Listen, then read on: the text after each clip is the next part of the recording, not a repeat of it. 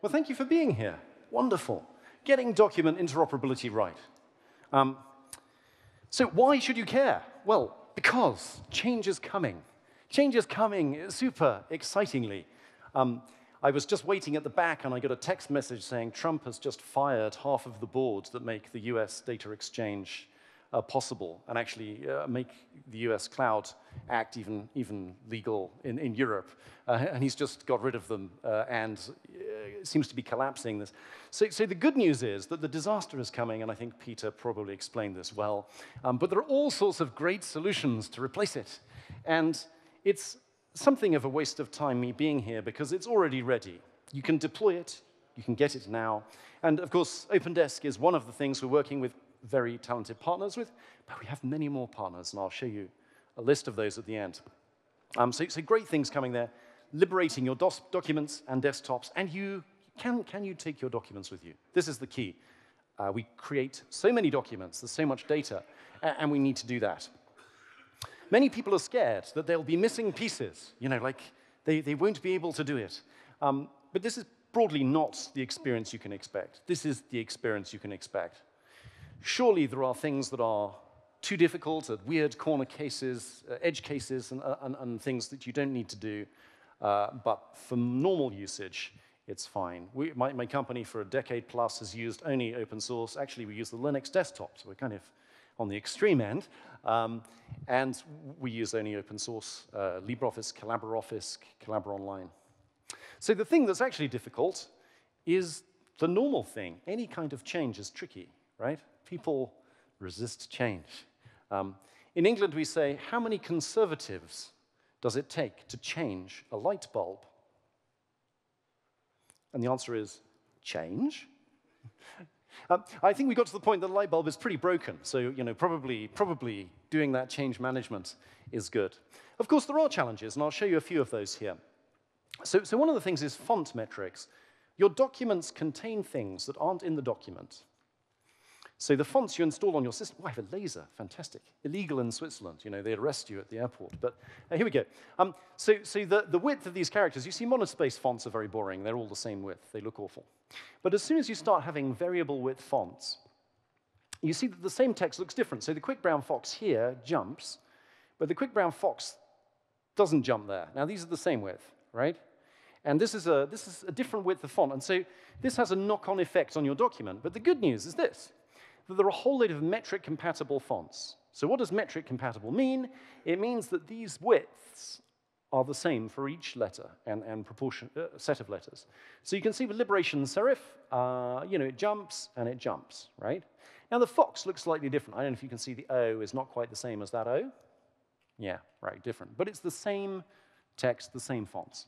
So you might see little pixel differences, and that's really important for layout compatibility. We've shipped a whole load, and we have Arial, Times New Roman, Courier, Arial, Narrow, Cambria, Calibri, and increasingly more fonts are coming up. And so they all have different names. So Cambria is Calida, Calibri is Carlito, blah, blah, blah. The punchline is just, so these are trademarked, so you can't do that. But we know that when we export something in Calida, we should probably write in the Microsoft file Cambria, right? That's the font we want to be used there, so it matches. So there's a lot of work gone into fixing this. There are new fonts, but really, we get other bugs. So here's a bug in a word processor. This looks very beautiful, doesn't it? Just nicely lined up. But they've done it by putting spaces in, right? Horrifying. And you notice the H here is not quite lined up with the, yeah, okay. And then you type here, and it all looks like a nightmare. Obviously a bug in the program. Here is a more advanced case from a lawyer. Now, bear in mind, lawyers spend their whole life working in red-line documents. And we redline our legal contracts with lawyers all the time, no problems. Even across formats, we exchange those. Yeah, and so he's done his indents now with tabs, so that's great. They all line up. Fantastic, a genius. But then you end up with this staircasing thing. So just teaching people how to use hanging indents can really help future-proof your documents. I mean, there are other obvious similar instances. You want a new page, just add a whole load of new lines, right? And then, hey, there's a new page. Brilliant. Yeah, so page breaks, column breaks, so on. Fields, so find your secret contact, on page whatever. It's nice that if it is that page and there hasn't been a reflow problem because of some strange font thing. So using fields is just best practice. And again, tragically, I get legal contracts which have just broken numbering in them. And they should all be using fields and references and are making that very clean. So as you add clauses, it all renumbers. Yeah. So here's a great example of an interoperability problem. So we have diffing tools that will render with Microsoft Office, render with Collabora Online, and then compare the two and show you red where it's wrong. And this is interesting, because this is not my latest slide deck. Huh, interesting. I should talk to Alice about that. Yeah, we'll see where we get. So the problem here fundamentally is, oh, maybe it is. Oh, no, it is. I lie. I malign her. So you can see it's horizontally offset, right? Like, all the data's there, it's the same numbers, the same content, and that's a very typical thing. You're not going to lose your content, right? It'll still be there. And here we fixed it. And what is the fix? Well, it turns out that Microsoft has magic flags in its file format, and the same stuff will lay out differently in different versions of Microsoft Office, right? That's just how it is. And so one version of Microsoft Office laid out like that, the other laid out like that. We didn't put the right compat flag in when we exported. Putting it in makes it now, quotes, right, whatever right is, right? So there you go. We end up with a number of these things, and perhaps you can see there's bits of red around some of these characters there. So like this O is obviously slightly different shape to the O in another font, but it's metrically compatible. Here's another one. I mean, layout is fundamentally not standardized in the multi-thousand-page specifications, and there's some kind of silly vertical offset regression. But again, you're getting all of your content. It's just slightly different and now fixed. So yeah, so the content should be really preserved. You should be getting your documents. You should be getting them back. That's the good news. Spreadsheets are perhaps easier. So spreadsheets have all of these functions, and functions tend not to cumulatively stack, or it's easy to get functions right and to test them. People think spreadsheets are easy. Here is a simple test sheet for the plus operators. So if you say something plus something, you'd think the answer is obvious, right? You just add the numbers. But what happens if you add a string with a number in it to a blank? You know, what's the answer? And if you add a boolean, or if you add a string Liz to 2.7, what do you get? And the answer is a hash value error. And it's, you know, it should be the right error, because actually you can test the errors and behave differently based on them. And so we have a whole lot of, you know, test suites to nail down these corner cases, because spreadsheets are really a programming environment for making business decisions, and they've got to be right. You know, we really need to get the numbers absolutely right. So we spend lots of effort doing that. So how can we improve migration? How can we get... Oh, and I should talk about, I guess, presentations tend to not have cumulative problems. They tend to be hammered down one slide at a time, and so they're relatively less problematic.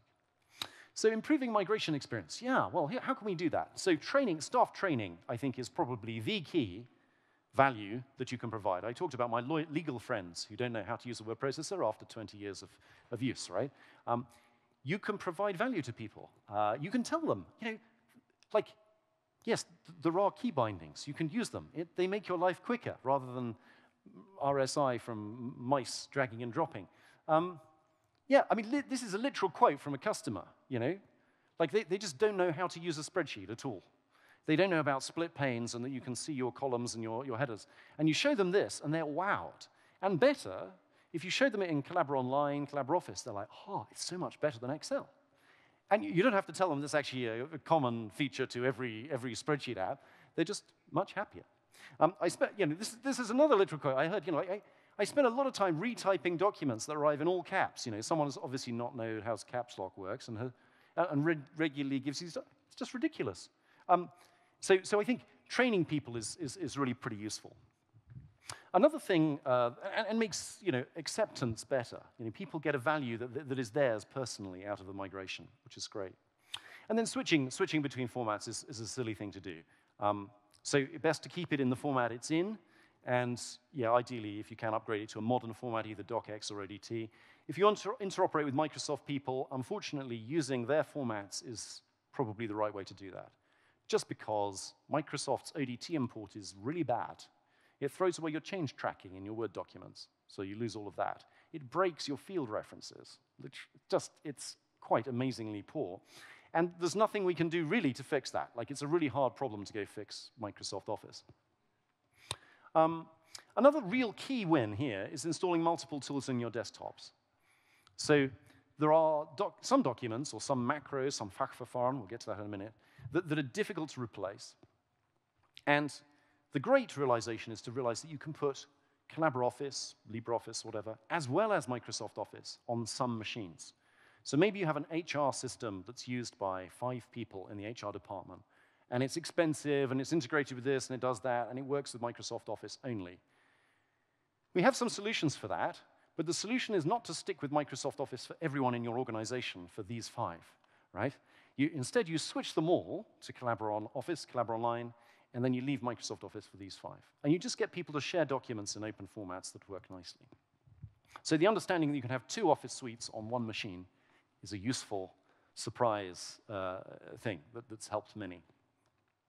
And of course, with the cloud-based Office, you're sharing URLs. URLs are quite well standardized. You know, they're plain text, and you can send them an email, groupware suite, you can send someone a URL, it all works beautifully, and life is good. And they can click on the URL, and browsers are reasonably standard, and then you can see exactly the same document, any machine, any browser, and so that works well. And yeah, prevention's better than cure. So if you can fix your templates, that's really worth doing. So you should do that. Templates get many, many documents generated from them. But better than fixing the templates is giving us your templates, so we can fix any minor issues, offsets, or whatever. And we can do that once, and then 1 million documents need no one to touch them anywhere, no change. Just continue using that template. So one of the first things we would do with a migration is say, please give us your templates. And one of the first things that companies say is, we don't know what templates we use. We can't find them. We don't know where they are, who has them. We don't know anything about our documents at all. So if I could encourage you, as an early step, find your templates, dig them out, and send them to me. And the nice thing about templates is typically they're not confidential. They are before someone has added your entire finance portfolio in a chart into the document, right? So it's a blank document. And so that's very, very easy. Another thing that's good is to get perhaps less technical savvy people in your pilot group as well as the wizards, Like it's good to get people enthused who perhaps would get more value out of training and more value out of learning something new than the wizards that are already able to do it all. Fachverfahren. A wonderful word. I call them vertical applications. I think that's the best translation I can come up with to English. But it's good to be immersed in German culture, and I love it. I love it. So here we go. So this is a really not ideal way of making your Fachverfahren work. So let me tell you about an Irish example of a Visual Basic 5, some VB5, some VB6, some C#, all in one application that screen scrapes an HP ARX Unix terminal server and integrates Microsoft Office to do like patient record document editing, right? Not the easiest one, but quite a good example of the bad ideas and the legacy. You've got the mainframe era, and you've got the Visual Basic, several eras of bad Microsoft tooling, and then Office. So how do we fix that? And of course, the answer is rewrite it all in a web thing, and that's fine, but perhaps expensive. So what do? We created something that looks a little bit like a virus. And what it does is it basically hooks into that executable file on Windows, and it redirects all of the COM APIs. So COM is a remote procedure call cross-process thing inside Office, inside Windows. And it allows you then to trace those and continue running them against Word. So you can embed Word, just as before, say, but you can log all of the calls that are made to automate it, everything. Now, that's really cool. And then having done that, you can check whether they're implemented in Collabora Online. Not all of them are, but a good chunk of them are. And then you can run it again and say, hey, this time, instead of just logging it, silently replace Microsoft Office with Collabora Office. So you can then embed Collabora Office and automate that and use that in the same way. So that's not a very nice way of doing anything. It's not very future-proof. It's not a good plan. But as a stopgap solution, that's something that we can be involved in helping people with. My hope is the OSBA are going to do a study that tells us how much this is useful. And Miriam, talk to Miriam. She's wonderful. And she has a great plan. Of course, VBA is another thing. So VBA has a huge macro API. We support a very small part of that. But yeah, we can run VBA macros inside Collabora Online, and so you can see that, and so that's really, really helpful. Lily will have some more pretty pictures. We can even do dialogues and user forms and pop-ups and things that are written in VBA. So for simple, badly constructed, small applications that do things there, we can win, I think, for you. We also have a whole load of tools to make it easy to create new Fachverfahren that are perhaps better. So web tooling, using embedded web components, iframes, documents, a digital signing, a nice SDK. So you take a template and some JSON, and you merge them together. Or you get a document, and you suck data out of it in JSON, and you can write new things. Nextcloud Flow does some amazing work with that. So when an email comes in, you can extract data, shove it in a template, send a PDF to be signed, for example. Like these kind of nice flows. And I'm sure Frank will talk about that if you go and ask about it.